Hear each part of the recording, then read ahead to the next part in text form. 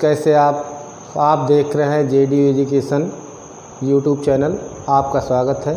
Please like and subscribe, support me.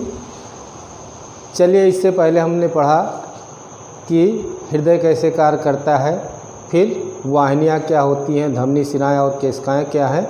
आज हम देखते हैं कि ब्लड यानी कि रुधिर क्या है और कितने प्रकार की पाई जाती हैं और इनका हमारे शरीर में क्या आवश्यकता है।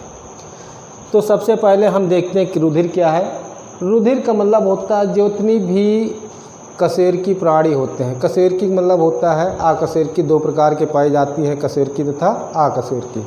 कशेरुकी मतलब होता है जिनमें रीढ़ की हड्डियां पाई जाती हैं। लगभग जितने भी कशेरुकी होते हैं, जंतु हो या प्राणी हो या मनुष्य हो या पक्षी हो, उनमें सभी में लाल रंग का खून पाया जाता है।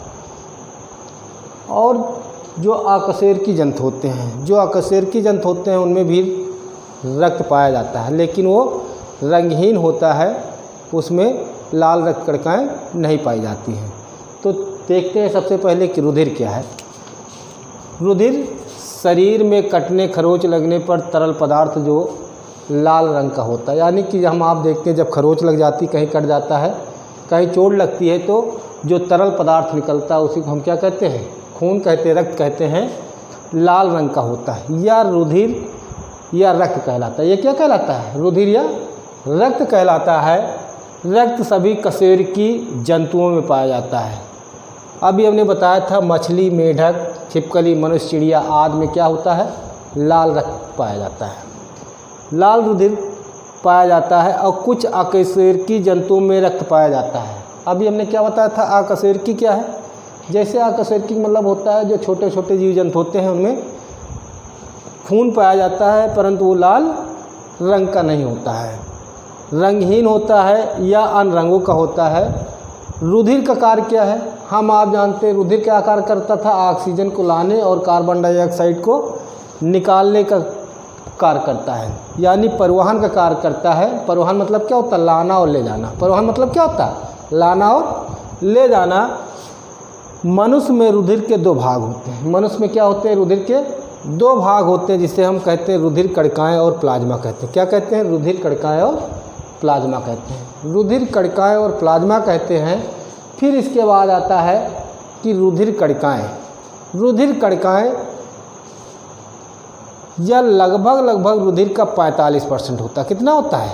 45% होता है, जो रुधिर का लगभग 45% भाग बनता है। या 3 प्रकार के होते हैं। कितने प्रकार के होते हैं? 3 प्रकार के होते हैं। 3 प्रकार के कौन कौन से होते हैं? आप जानते हैं RBC, जिसे हम कहते हैं लाल रुधिर कणिकाएँ, श्वेत रुधिर कणिकाएँ यानी कि WBC, और रुधिर प्लेटलेट्स। अब हम देखते हैं कि जो लाल रक्त कणिकाएँ होती हैं, ये किस प्रकार से पाई जाती हैं और इनका आकार कैसे होता है। लाल रुधिर कणिकाएँ, श्वेत रुधिर कणिकाएँ और रुधिर प्लेटलेट्स। अब हम देखते हैं लाल रुधिर कणिकाएँ, RBC। हम जानते हैं कि लाल रुधिर कणिकाएँ कैसी होती हैं, इनका आकार कैसा होता है? गोल होता है, तस्तरी नुमा होता है, तथा दोनों ओर से पिचकी होती। दोनों ओर से पिचकी होती के मतलब उभयातल होती। कैसा होता है? उभयातल होता है। प्रत्येक लाल रुधिर कणिका प्लाज्मा झिल्ली के आवरण से ढका होता है। प्लाज्मा झिल्ली के आवरण से ढका होने का मतलब क्या होता है? आवरण मतलब क्या होता है? जो चारों तरफ से घिरा, उसे कहते हैं आवरण, से ढकी होती है। और RBC में केंद्रक नहीं पाया जाता है। जो RBC होता है वो केंद्रक अनुपस्थित होता है, अपवाद स्वरूप ऊंट में पाया जाता है। बाकी RBC में केंद्रक अनुपस्थित होता है। फिर इसके बाद हम देखते हैं कि RBC जो होता है, आप जानते हैं जो होमोग्लोबिन होता है, होमोग्लोबिन नामक प्रोटीन युक्त होती है, जिसके कारण से क्या होता है? ये लाल रंग का होता है। जिसके कारण से क्या होता है? ये लाल रक्त कणिका पाई जाती है। और इसका जीवन काल कितना होता है? लगभग 100 से 120 दिन होता है। कितना होता है? 100 से 120 दिन होता है। और लाल रुधिर कणिकाएँ शरीर में अस्थियों की अस्थमज्जा में बनती हैं। लाल रुधिर कणिकाएँ बनती कहाँ पर हैं? तो लाल रुधिर कणिकाएँ जो बड़े लोग होते हैं उनमें अस्थमज्जा में बनती है। कहाँ बनती है? अस्थमज्जा में बनता है। और जो बच्चे होते हैं यानी कि जो भ्रूण में होते हैं, जन्म के समय भ्रूण में ये कणिकाएँ कहाँ बनती हैं भाई? यकृत तथा प्लीहा से बनती हैं। यकृत तथा प्लीहा से बनती हैं। इस प्रकार से लाल रक्त कणिकाएँ देखें, देखते हैं। आरबीसी मतलब होता है लाल रक्त कणिकाएँ। ये क्या शरीर के लिए कार्य करती हैं? सबसे पहले शरीर के कार्य क्या है? मानव के शरीर में जो ऑक्सीजन है और कार्बन डाइऑक्साइड है, ऑक्सीजन तथा कार्बन डाइऑक्साइड गैसों का क्या करती? कोशिकाओं तक आदान प्रदान रक्त के द्वारा होता है। किसके द्वारा होता है? रक्त के द्वारा होता है। कार्बन डाइऑक्साइड और ऑक्सीजन का, ऑक्सीजन को अंदर लेना और कार्बन डाइऑक्साइड को बाहर निकालने की जो प्रक्रिया होती है किसके द्वारा होती है? ऑक्सीजन और कार्बन डाइऑक्साइड का रक्त के द्वारा होता है। और रक्त की लाल रक्त कणिकाएँ ही क्या करती हैं? ऑक्सीजन तथा कार्बन डाइऑक्साइड से बंध बनाती हैं। बंध बना करके उनका परिवहन करती हैं। ये आरबीसी का काम है, यानी कि लाल रक्त कणिकाओं का काम है। फिर इसके बाद हम देखते हैं श्वेत रुधिर कणिकाएँ, डब्ल्यूबीसी। श्वेत रुधिर कणिकाओं को कहा जाता है ये एंटीबॉडीज का कार्य करती है। चलिए देखते हैं। ये आरबीसी की अपेक्षा बड़ी होती है। जो आरबीसी पाया जाता है उनकी अपेक्षा क्या होती है? बड़ी होती है। फिर इसके बाद आता है इनमें केंद्रक पाया जाता है। आरबीसी में केंद्रक नहीं पाया जाता था, लेकिन डब्ल्यूबीसी में केंद्रक पाया जाता है। फिर इसका क्या है कि जो डब्ल्यूबीसी होता है इसमें कोई वर्णक नहीं पाया जाता, इसीलिए इसका नाम क्या रखा गया? श्वेत रक्त कणिकाएँ। डब्ल्यूबीसी में कोई वर्णक नहीं होता है और यह रंगहीन होता है। कैसा होता है? रंगहीन होता है। और इनकी संख्या मनुष्यों में 1 घन मिलीमीटर में 5000 से लेकर के 9000 तक होती है। कितनी होती है? 5000 से लेकर के 9000 तक की संख्या पाई जाती है। और इनका निर्माण कहाँ पर होता है? डब्ल्यूबीसी का निर्माण कहाँ पर होता है भाई? डब्ल्यूबीसी का निर्माण प्लीहा में होता है। कहाँ होता है? प्लीहा में होता है। और इनका जीवन काल, जो डब्ल्यूबीसी है इनका जीवन काल कितना होता है? डब्ल्यूबीसी का जीवन काल 1 से 4 दिन का होता है। कितना होता है? 1 से 4 दिन का होता है। फिर इसके बाद आता है कि डब्ल्यूबीसी ये कई प्रकार की होती है। ये कणिका कई प्रकार की होती है। फिर डब्ल्यूबीसी के कार्य, डब्ल्यूबीसी के कार्य में भी बताया गया, जब हमारे शरीर के अंदर कोई रोग पैदा होने वाली होती है तो इनकी संख्याओं की क्या होती है? वृद्धि हो जाती है। इनकी संख्याओं की वृद्धि हो जाती है और ये शरीर में प्रतिरक्षा का कार्य करती हैं। ये कौन सा कार्य करती हैं? प्रतिरक्षा का कार्य करती हैं। और ये शरीर के अशक्त तथा टूटी हुई कोशिकाओं का भी क्या करती हैं? भक्षण कर रुधिर की सफाई कर देती हैं। उनके भक्षण कर लेती हैं और उनकी सफाई हो जाती है। ये डब्ल्यूबीसी का कार्य है। फिर इसके बाद आता है रुधिर प्लेटलेट्स या थ्रोम्बोसाइट। जो रुधिर प्लेटलेट्स या थ्रोम्बोसाइट होता है ये आकार में बहुत छोटी होती है, यानी कि आरबीसी डब्ल्यूबीसी अभी बताया गया था, डब्ल्यूबीसी आरबीसी की अपेक्षा बड़ी होती हैं। रुधिर प्लेटलेट्स या थ्रोम्बोसाइट्स क्या होती हैं? इनके आकार जो होता है बहुत छोटी होती है। फिर इसके बाद आता है इसमें केंद्रक नहीं पाया जाता है। डब्ल्यूबीसी में केंद्रक पाया जाता है, आरबीसी और थ्रोम्बोसाइट में केंद्रक नहीं पाया जाता है। और इनका आकार द्विउतलीय होता है। कैसा होता है? बाइकॉन्वेक्स प्लेट नुमा होता है, द्विउतलीय होता है। फिर इसके बाद आता कि 1 घन मिलीमीटर में, जो 1 घन मिलीमीटर अगर लिया जाता है तो इनमें इनकी संख्या 2 से 5 लाख तक होती है। कितनी होती है? 2 से 5 लाख तक होती है। और इनका जीवन काल कितना होता है? इनका जीवन काल 8 से 10 दिन का होता है। कितना होता है? 8 से 10 दिन का होता है। रुधिर प्लेटलेट्स के क्या कार्य हैं? रुधिर प्लेटलेट्स कौन सा कार्य करता है? रुधिर प्लेटलेट्स कौन सा कार्य करता है? ये रुधिर प्लेटलेट्स रुधिर का थक्का जमने में सहायता करती है। जो हम आप देखते हैं कि ब्लड कट जाता है, बहने लगता है, तो उसको क्या काम करता है? थक्का बनाने का कार्य करती है, सहायता देती है। या चोट लगने के कारण लगातार होने वाले रुधिर बहाव को क्या करती है? नियंत्रित करने में सहायता करती है। नियंत्रित करने में क्या करती है? सहायक होती है। नियंत्रित करने में सहायक होती है।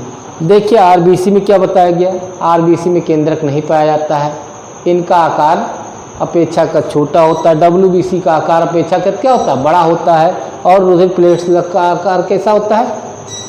छोटा होता है।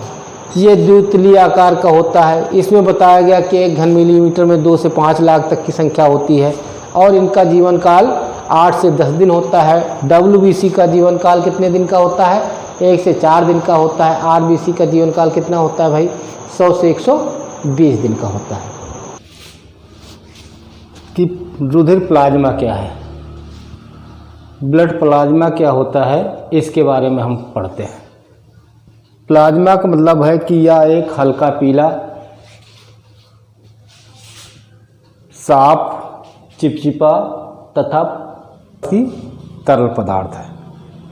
हल्का पीला बताया गया कि हल्का पीला होता है, साफ होता है, चिपचिपा होता तथा पारदर्शी तरल पदार्थ होता है। कभी आप सब लोग देखेंगे जब फोड़ा फुंसी हो जाती, कुछ हो जाता है, तो कुछ समय बाद कैसा हो जाता है कि वो पक, जिसे कहते हैं पक जाता है। इस प्रकार की चीज़ें हमें दिखाई देती हैं। यह रुधिर प्लाज्मा, यानी कि रुधिर प्लाज्मा जो होता है, रुधिर का लगभग 55 से 60% होता है। कितना होता है? 55 से 60% तक इसकी मात्रा पाई जाती है। और इसमें सामान्य रूप से क्या होता है कि इसमें सामान्य रूप से 90% तक जल पाया जाता है। 10% जो पाया जाता है उसमें कार्बनिक तथा अकार्बनिक पदार्थ पाए जाते हैं।